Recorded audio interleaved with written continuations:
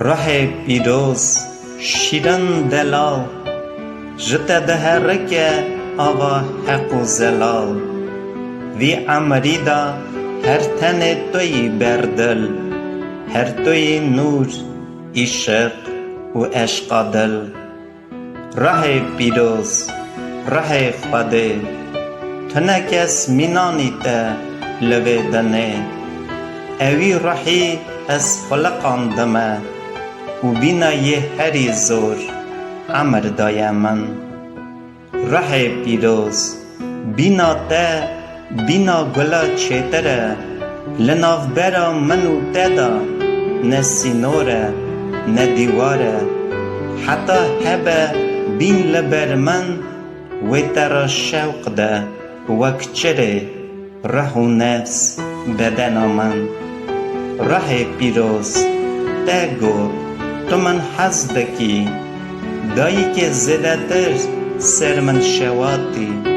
اغرمه گراندا من را قدوم و قواتی جبوی محمیا خمکش و خیرخوازی ره خدای لناف من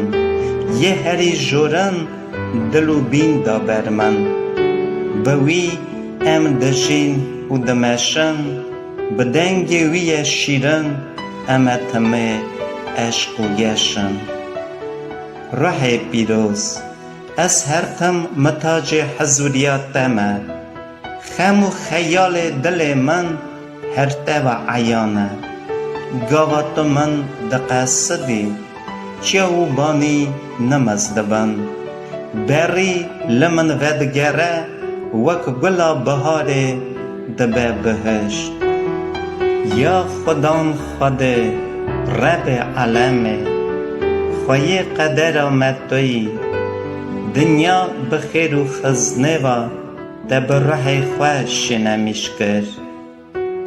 چاو خلام و جاریا دست آغه وانه بساشی چاو مه همویا لطیه یا خدان خده همو زورایه وره ام همو حیرو بنداتنه عیسای نورانی آمین